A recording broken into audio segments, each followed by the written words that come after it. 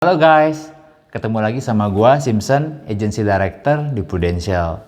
Hari ini gua mau menjelaskan mengenai konsep segitiga proteksi. Kalian pasti mau dong punya nasabah yang trust sama kalian.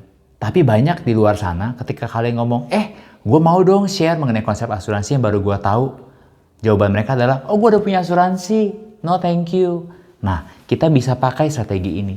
Boleh nggak gua menjelaskan mengenai konsep segitiga proteksi? Pasti kamu belum tahu. Boleh tahu nggak manfaat kamu apa? Kebanyakan orang di luar sana nggak tahu manfaatnya apa. Nah, segitiga proteksi itu apa?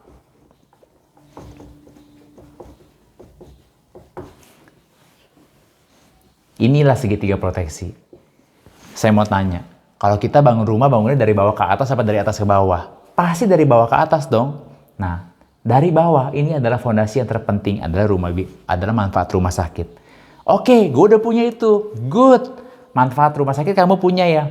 Oke. Nah, manfaat rumah sakit itu dibagi dua. Yang pertama adalah cashless. Yang kedua adalah reimburse. Cashless adalah dibayarkan semuanya. Kalau reimburse adalah kita harus bayar dulu sendiri baru nanti dikirim uangnya balik oleh asuransi itu dalam jangka waktu tertentu. Nah, cashless ini juga ternyata dibagi dua.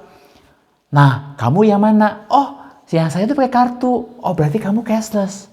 Tapi cashless ini yang mana? Ada yang inner limit, ada lagi yang S charge.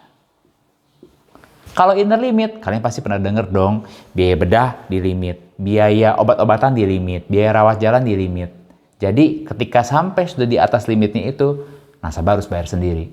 Berbeda dengan S charge. Kalau S charge, berapapun biaya yang akan dikeluarkan, baik sekarang maupun nanti beberapa tahun kemudian, semuanya di cover sesuai dengan tagihan oleh asuransi tersebut. Nah, yang pertama adalah rumah sakit. Yang kedua adalah sakit kritis. Nah, kalau sakit kritis ini, kita bisa tanya sama nasabah. Kalau sampai sakit kritis gimana? Oh, dibayarin dong sama rumah sakit. Ketika dia di rumah sakit. Nah, yang jadi masalah adalah ketika seseorang dia di rumah sakit dibayarkan. Tetapi bagaimana dengan keluarga dan anak-anaknya? Nah, keluarga dan anak-anaknya ketika biasa seseorang terkena sakit kritis, pasti nggak sebentar dong pengobatannya. Ketika dia keluar dari rumah sakit, dia masih harus off.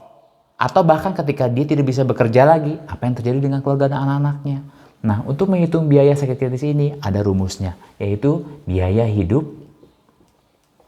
dikali 12 tahun dikali 5 tahun. Kenapa dikali 5 tahun? Karena survival period seseorang yang terkena sakit kritis sampai dia menyelesaikan masa penyembuhannya, sampai dia bisa pakai kemeja lagi, dia bisa setir mobil ke kantor lagi adalah kira-kira 5 tahun. Either dia sembuh atau dipanggil oleh Tuhan. Nah, biaya hidup dikali 12 dikali 5. Contoh kalau biaya hidupnya adalah 10 juta per bulan dikali 12 dikali 5 tahun. Itu sama dengan 600 juta. Jadi, proteksi yang harus seseorang miliki ketika biaya hidup dia 10 juta minimum adalah 600 juta. Yang ketiga adalah life. Ketika seseorang sakit kritis sudah di-cover. Apa ini life? Life itu adalah ketika seseorang tidak lagi dapat hidup. Seorang pencari nafkah tidak lagi hidup dan dia meninggalkan istri dan anaknya. Ketika seseorang pergi sebulan, seorang kepala keluarga pergi selama sebulan. Berapa biaya yang harus dititipkan kepada istri dan anaknya? Sebulan lebih dikit lah ya. Ketika seorang pencari nafkah pergi selama setahun, berapa biaya yang harus ditinggalkan kepada istri dan anaknya? Setahun lebih dikit. Bagaimana kalau seorang pencari nafkah atau kepala keluarga pergi selama-lamanya? Berapa biaya yang harus ditinggalkan untuk anak-anak dan istrinya? Itu ada rumusnya. Rumusnya itu adalah apa? Rumusnya adalah biaya hidup dibagi 6% dikali 12. Contoh, kalau biaya hidup dia adalah 10 juta, dibagi 6% dikali 12. Ini akan sama dengan 2M. Jadi, biaya yang harus dipertanggungkan untuk jiwanya adalah 2M, minimum. Dan sakit kritisnya adalah 600 juta, dan dia harus punya perawatan yang cashless, rumah sakit yang cashless. Ini adalah dia terproteksi, dan tidak usah khawatir. Minimum, selama dia punya keluarga yang masih belum mandiri, semuanya terproteksi. Kalau kalian tertarik sama program ini dan cara menjelaskannya, silakan hubungi orang yang berikan video ini kepada kalian dan ayo bergabung bersama dengan tim kami.